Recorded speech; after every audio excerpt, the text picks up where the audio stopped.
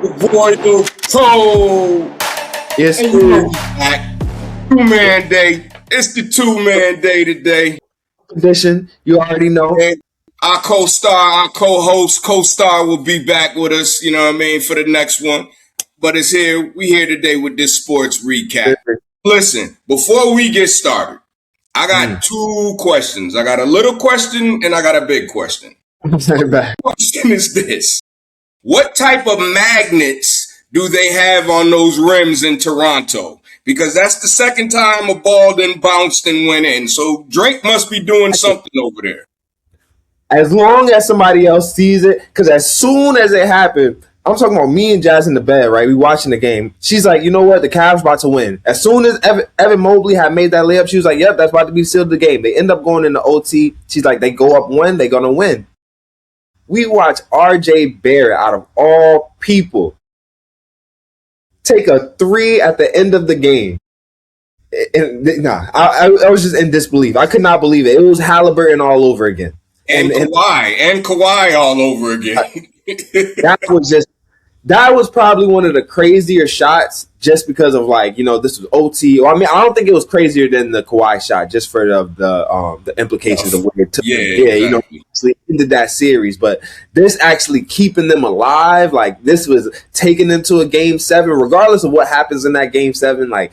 For a Toronto kid, that's every basketball kid's dream shot. Get that your team to either the next round or, to keep them in the playoffs, in your city. That's crazy. So shout out to RJ Barrett for that one. But yeah, it was a dope shot. But I'm like, every time the playoffs come, something happens in Toronto. I think Drake is over there doing something to those rims, he is the album, so it could be something. It could be. Now, the big question is this. Did Atlanta think they were playing an AI game that day? Honestly, when I seen that day, it was 40-15. I didn't even get a chance to really watch the first quarter. I was making my way back home, but I seen the score was 40-15. I was like, there's no reason for me to even watch this game. And they doing this in Atlanta. I turned the game on, seeing Boosie falling out the chair. I'm like, oh my God, this looks crazy. Just to even be from Atlanta, that was a crazy way to end your season. That was bad. It's looking kind of spooky in our old home right now in Atlanta, man. Because it's real spooky right now. Because listen, all I know, when I turned it on and it was second quarter, and I forgot who. I think it might have been Daniels he was going to shoot a free throw, and I looked at the score and it was 22-70 something. I'm like, wait, I had to do a triple take. I'm like, is this real? Are they playing 2K right now? Because what's going on? Yo, nah, that was crazy. But shout out to the Knicks. We finally put together a string of good games. And Cat probably has one of the most impressive triple-doubles I've ever seen. He was balling. Triple-double with only one field goal is crazy. Yeah, he was balling. That's definitely. I'm good to see him. He had, a up and down season this year, so to see him come alive in the playoffs, really, kind of put this series on his back, because that's what we really needed. I think it was that game 4 where he had that triple double, and that kind of really changed the whole series from us, and we was able to put together a string of wins. So shout out to the guys, but it's looking scary in Atlanta. Steve, go ahead. Cat has to. During these playoffs, he has to step up. It can't just be, Brunson. He has to step up. That's what they brought him over there for. That's the type of talent that he has. So he has to step up in these games, because, the playoffs has to bring out a different type of monster. It has to bring out a different type of beast in you. So to see him do that and, to get that triple-double like that, I was proud of him, proud to be a New Yorker. Right. I'm happy to see them win. I'm happy to see them advance. So yeah, man, let's talk about it, man.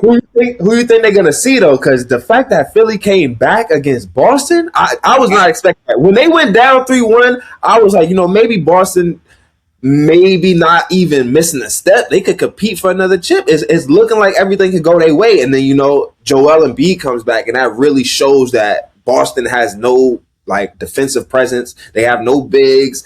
Kata, Vucevic, they can't guard. So I think that's looking good for the Knicks too. So whether we get Philly or the Celtics, I think we good in a good position. But I think 7's gonna be nasty. That's gonna be a nasty game. Honestly, I think the Knicks this year, don't quote me, but I think they can run through either Boston or Philly. I'm not saying it's going to be a sweep, but I think they're going to take the advantage on this in these games, depending on who they play. But then you got to also look at Detroit coming back on the Magic. Like, that game was tough. You know what I mean? That was a real Detroit basketball game because I remember I was looking at it was 54-71. I turned the game off because I'm like, you know what? Detroit done rolled over the fake number 1 seed. I had already ruled them out, and then I think I had started watching the Lakers game, and they said, "Oh, you ain't hear about the Magic end up losing." I was like, "Wow, how did they come back from that game?" And I seen Cade just ball out. So, shout out to Cade. He's having one of like the best seasons I've seen from a point guard. That may just go swept under the rug if they don't, end up advancing. But I think that game 7.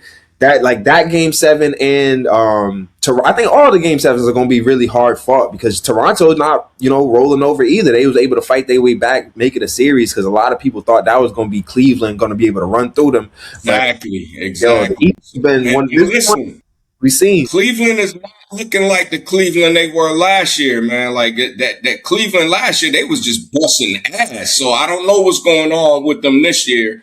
I don't know how Harden is really doing over there. So I think the transition from Garland to Harden has been a bit like shaky for them. So it's really hard to tell like who they really are like late game. That's why I think they ran into a lot of situations with the Raptors.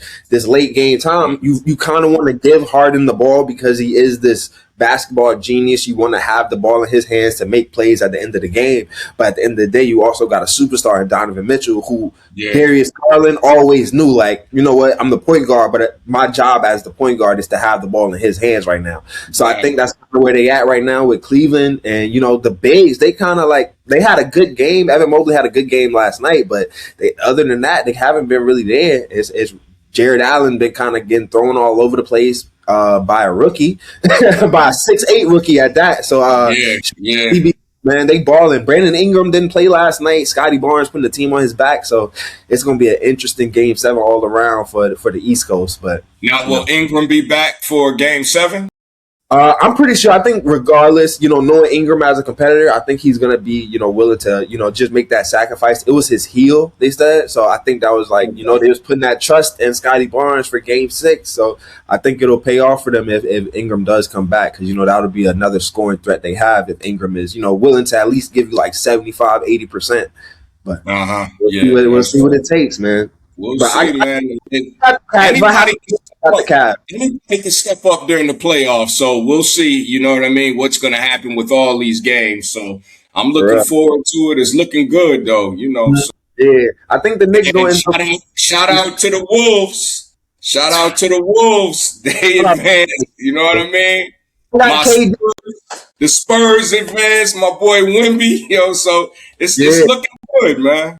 I want to see Wemby really like compete in the rest of these playoffs. I hope he stays healthy throughout that because the Spurs, they look like they could really give the Thunder a run for their money, even if they can get it to 6-7 games. I think at that point it can go either way as long as everybody stays healthy. Because I don't know how long the Thunder going to be without Jalen Williams, and I think the Thunder going to need everybody. Moving into these next round of the playoffs because, even the Wolves, like they may be down, the Lakers may be down, but they still going to be competing. They still going to be fighting. You got LeBron at 41. And he's been here. That's one thing about LeBron. LeBron has been here so many times. So he knows what it takes. He knows what the team needs. He knows that he has to put a lot on his back. But the crazy thing is other teams know that about him. You know what I mean? So don't be surprised if you will get a couple double teams on him to kind of frustrate him. So when he is kicking that ball out, whoever is that person, they have to step up, So hopefully Luka does come back so they can make it at least a competitive series for the Thunder. I think the Thunder are just a little bit better of a team than the Lakers all around. Yeah. If they had their pieces, I think the Lakers could get a game or two. So that would be good to see. But KD going out like that, injured. His last game, 9 turnovers. it's not looking good for him in Houston. You know, I seen Amen Thompson kind of shoulder check him on the walk by, didn't even shake his hand.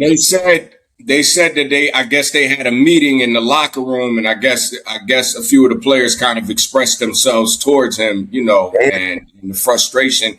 And the thing about it is, it's hard with KD, man, because he's been through so many teams, and it's like, I feel bad because it seems like he's trying to find where he can fit in, you know. So we'll see. I would love to see KD and Giannis team up, you know, but it also goes, where do they go, you know? Yeah. So I think it's like with KD, he may just have to realize, and other teams may have to realize, that he is not going to be your 1A or your 1B.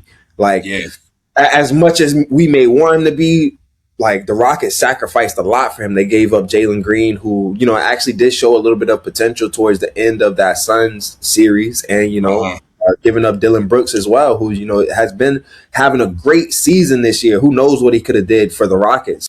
Exactly. I think it's going to come with, you know, I see talks about KD going to Denver. Maybe him, Jokic, Jamal Murray. That could be a potentially good look, depending on who they could give up. But I think that would, like, you know, mean Aaron Gordon is out the window. But that, you know, that's what it comes with. You know, teams got to give up a lot for getting KD, and, you know, with Giannis on the market, Ja Morant potentially on the market, Zach LaVine, all these other names. You know, it's a lot of pieces to move around at. And now that you said that, when you look at Giannis, Ja, Zach LaVine, and then you look at KD, do you think teams would be willing more to give up players for those three as opposed to KD? Like, or do you think he still has that same value? Not as far as talent, because I know he has the talent. He's one of the greatest basketball players, Kevin Durant.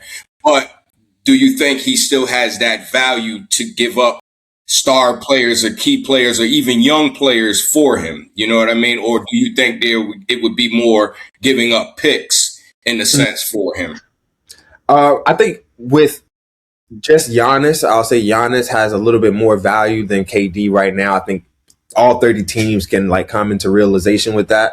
But I think with players like Ja, players like Zach LaVine, and some of those other mid-tier players, they kind of look at KD a little bit more valuable just because of the talent aspect. But if you really think about it, like, well, you know, LeBron is kind of defying those odds of what a player could be later on in their career. And, you know, so is KD playing at an elite level at this age. So it's just, you never know how much longer a player has. And, you know, KD's injured right now. That's going to be how his season ended. So that's going to be the impression on a lot of teams, that, you know, he did kind of end his season injured. So I think it's just kind of like, you know, an outscaled value for KD right now. Like I said, a lot of teams got to really take a hard look at what they can offer for KD. I don't think that he should be getting the same type of, you know, trade offers that Ja or Zach LaVine should be getting at that point, because they're a little bit more valuable, they have a little bit more time on their contract. And, you know, right now they're a little bit more championship ready than KD. It's like, yeah, if you add KD to a championship ready team, you got to give up a lot, and that potentially removes your ability to be a championship team. Exactly. And then it's just like, who's willing to take that risk? Because, again, you know, I don't know if you remember, you know, Charlie Villanueva? Yeah. Okay, well, he's part of the Bucks organization, and one of the things he said on the podcast, I don't know how true it is, but he was saying the Magic and the Bucks this offseason are thinking about a swap with Paolo for Giannis. Now, I understand the factor of bringing Giannis to a team, but then you got to also look how many years he has left as opposed to Paolo. And I mean years as far as good years to kind of give you solid points, rebounds, defense, everything that Giannis brings to the table. But then when you look at somebody like Paolo, who is very young, and if you are trying to build around him, it's like, okay, you send him to the Bucks and you bring Giannis to the Magic. The Magic are looking at it like, if we bring Giannis over here, we're not bringing him over here for 3-4 years down the line to win a championship. They're looking like, okay, we got to build these pieces around him right now to win a chip. You know what I mean? It's tough when you're looking at like that, because Paolo is such a key factor for this team, and he's such a key factor in the NBA. So it's like, do you do that trade? Because me personally, I wouldn't want to see Giannis go. I would like to see him go to New York, either the Knicks or Brooklyn. But at the same time, you send him to Brooklyn, you can't just bring him to Brooklyn with just Michael Porter Jr. And Claxton. You're going to have actual shooters around him that can also help him also. And that's not taking nothing away from Michael Porter Jr., but you don't see a consistent level on him dropping 20, 30 points every night, and that's what the Nets are going to need. So we'll see. It's tough when it comes to this, because when you have people like Giannis, like Ja, like Zach, like KD, in a sense, they can kind of shift the momentum of other teams in the NBA, especially Giannis. Like, Giannis's trade or wherever he goes is going to be a big factor on how a lot of other teams, because I'm hearing also Boston wants him too, but then how do you keep the big two and then add him to make it the big three? Like, they're going to have to give up somebody, you know what I mean? They're not going to just give up Giannis just for free or for like Pritchard or somebody. They're looking at either Jaylen Brown or Tatum. And Boston is not going to give up Tatum. I don't want them to give up Jaylen Brown neither, but then you know how this NBA works. It's like, you're giving us Giannis, we're going to give you, whoever you want. Yeah. So, and I think with Giannis, I think a lot of teams have to realize, like, based on his, championship team that he had with Drew Holiday, with Chris Middleton, they're going to realize they have to put some of these other pieces around them, immediately for them to be successful. So, and I think a lot of 3-team deals are probably going to be presented to the Bucks, to the Magic. To make it happen. Yeah, to make this happen with a few different pieces that maybe we weren't even expecting. Like you said, like pulling Jaylen Brown. Jaylen Brown has had a MVP-esque season this year without Jason Tatum for the rest of the season. So I think it's going to be valuable for him to maybe venture out and see if he can lead his own team. But because, like you said, I don't see the Celtics. It's crazy to say that all that Brown has given them, a Finals MVP, a championship, that everybody knows that the Celtics is not giving up Tatum if it came down to one of those. And understand. Yeah, and you can't really blame them just because of the talent that Jason Tatum has, whether he's been injured or not. So, he's been that kind of project for the Celtics. And I think that they even, with how they move, strategically in their front office, I think they even iron some of the draft picks that we're going to be seeing this year. Because, this is probably going to be one of the best drafts that we've seen since maybe that 2011, 2009 draft, with some of these all-stars that kind of carried us out into what we see now. So I think it's going to be really interesting to see.Maybe that draft lottery has a lot key plays into, where players are moving, who's going where. So it's really going to be fun to see where a lot of these players end up. I don't think Giannis is going to be staying with the Bucks. I think that's probably the least. I think he is going to leave. Yeah. And what's crazy, son? Nothing surprises me anymore after seeing that Luka trade. It really it shows that even your superstar, unless they're asking to be moved or they want to leave, like how LeBron has done, to see a trade like that happen, it was such a shock value to everybody, because nobody expected Dallas to let go of Luka. Now, granted, Cooper Flagg, great season, rookie of the year. I'm happy for him because, I've heard you say it before. Nobody thought he was going to pan out to be that type of, marquee player. So I'm happy for him. At the same time, it's like, you didn't think Luka was going to leave, so. Right. And people forget too, we got a lot of players coming back from injury. You got Kyrie, Halliburton, Anthony Davis, Trae Young. So a lot of these players are going to have like an impactful season next year. Like the league completely different in terms of a playoff picture next year. And, everybody's saying OKC has this dynasty. Who knows who's going to pop up next? Who knows who's going to really give them that run? And I think the Spurs even got a top 15 pick. So, them adding another piece, they looking like, they a few pieces away from just, completely running through the league. You add another star with Wemby and De'Aaron Fox. You got Castle emerging as his star of his own. Yeah, it's gonna be crazy to see what happens in the league in the next 2 to 3 years. And that's true what you said. When you look at the Spurs right now, depending on how healthy they stay, the team that might be able to give the Thunder that run might be the Spurs. You know what I mean? Like I do think Minnesota could have been that had they would have stayed healthy. Because Ant is like really, he's one of those players that you kind of remember the old Bulls before Scottie came over there, where it was just Jordan, and you knew Jordan was that player. But when they brought in those pieces around him, they became even better. So if Minnesota gets that, you know what I mean? That, because you know they're not letting go of Ant. They're looking at Ant as that future of that team. It's just bringing another key over there with him, a key player. You know, you do have Rudy Gobert, you do have McDaniels, you do have Dante, you know, and Mike Conley's coming back. But again, Mike Conley he's an older player. So you would need him actually being a mentor. So what I would like to see if Ja went over there, you know what I mean? And I think, and Ja is used to, you know, you look at Memphis and you look at Minnesota, they're not bigger markets as opposed to the LA teams or your New York teams or like Miami and things like that. So I think him going to a place like Minnesota, it might be good for him, because I think Ja is getting such a bad rap because of his history, you know, and granted, he put himself in that situation, but at the same time, like, I didn't like the way during fan night, they didn't want his jersey out there. They didn't want him taking pictures. They didn't want him signing, which to me lets you know that they don't want you here. And at that point, it's like, okay, now what do you do as a player? It's like, okay, if you don't want me here, then let me go.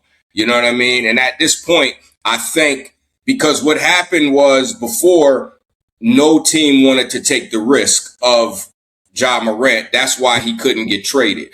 But now that we're going off into the off season, now it's like you gotta let him go. You know what I mean? Because if not, you're just going to keep a disgruntled player on the team. And, you know, you hear a lot of players say, okay, if they're a disgruntled player, then they should still go out there and play their hardest. That's easier said than done, because in your mind, you really don't know what's going on behind the scenes. You don't know if certain players are getting called into the office and letting them know these are the moves we're going to be making, and Ja's not going to be a part of it. Now you have players that may start giving him the cold shoulder, you know. Yeah. So and you kind of see that. You kind of see that throughout the season. I remember there was a video that came out with a player that ended up getting traded from the Grizzlies that got into it with Ja over the course of the season. But like you said, that starts to weigh on other players throughout the season, because at the end of the day, this is kind of, you know, not kind of, but it is a job for all of them. So, you know, if you're not willing in their mind to, you know, step up and, you know, give your hardest, I'm going to take your job right now. And that's what I do as a man to provide for my family. So, exactly. And you know, as a basketball player, you know, you're an athlete. So, you know, it's a mental thing. And if your mind is like, people say, well, you got to have your heart in it. Yeah, your heart has to be in it to get up and go play, whether you're sore, you're sick, you got to get out there and give it your all. But at the same time, the mental plays a big part on it. And if you are not in the right state of mind and you see that the team is wavering with you, then what do you do as a player? You're like, I'm not going to give it my all. I already know y'all don't want me here. I know the treatment that I'm getting treated. So it's like, am I going to go out and give 100%? Like, it's easier said than done, you know, so. And before you know it, the Memphis Grizzlies will be the Las Vegas something owned by LeBron James. So they better shape it up real quick. Yeah, I'm hearing about that. I'm hearing Vegas is really getting heat over there, man. So. Yeah, I heard they added at least 2 expansion teams. So, you know, whether that be in Vegas, whether that be in Seattle, you know, it's not looking good, because you gotten a lot of bad press. And, you know, doing things like that to your star player who made you relevant, you know, since the last decade. We haven't heard about the Grizzlies since 2012, 2013, honestly. Oh, wow. You know, for you to have this marquee player and you kind of like shunning him, you know, not even being able to put together a good package deal to at least get him out of here, satisfied at a decent rate, at a decent time, it's sad to see. But, you know. And what also lets you know that at the end of the day, it's a business. You know what I mean? Like, the NBA is a business, and that's the way these owners look at it. You know, everybody's anybody can leave, anybody can get traded, and we've seen that happen so much, and we've seen players, like you said, who was a marquee player, who has actually brought the reputation of Memphis back up by just being over there. You know what I mean? Because when I look at Ja, it reminds me of Westbrook when he was in the Thunder, kind of like by himself. He always had Adams there, but at the same time, Adams was just known as that big man that can grab boards. He was a powerhouse, but he wasn't, like how Westbrook was, so we'll see. It's gonna be good. So what are your predictions before we get out of here? What are your predictions? I'm gonna keep it light right now. I'm gonna say it's gonna go Knicks. I'm gonna go Knicks, Cavs, Eastern Conference. Okay. I'm gonna go Spurs, Thunder. And I'm gonna just go Spurs, Thunder. I think Ant coming back, even if he comes back game 3, game 4, I think they might just be a little bit too behind. So I'm gonna go Spurs, Thunder. Okay. And I'm gonna leave right there. And then by the next recap, I'll have that finals prediction for you. We got to see what happens. You want to know something? I'm gonna take that same thing you just did. I actually can see that. You know what I mean? So for me, it looks like that those are the best 4 teams out of it. So we'll see what happens. But I don't want to jump in and go into the finals right yet. You know what I mean? I live on the East Coast, but I'm a West Coast player. I love the West Coast teams. You know what I mean? Since Detroit growing up was my squad back when they were the bad boys, so. See them fighting, so I want to see them make another run. So hopefully. Yeah, it's definitely. But I would like to see the Knicks this year in the finals. I think it's long overdue. And one thing I can say about the Knicks, man, they've been very resilient these last few years, so it's just them actually, and they got a great coach over there in Brown. So we'll see what's going to happen. I'm looking forward to it. And I'll drop y'all predictions down low. Let us know what y'all think. Who's going to be in the conference finals for the East and West this year? Let me know. Definitely. And please subscribe. You know what I'm saying? Like, we appreciate everybody that gives us feedback. Somebody called us out on the last one about Bam. They call us out. I guess we didn't have all our facts straight, so he wanted to correct us, and I appreciate that. We got stuff too sometimes, So it's good to see. But yes, please subscribe, and we definitely will be back. Our co-host Chloe will be back with us, and this is the Royal Code, a king to a prince.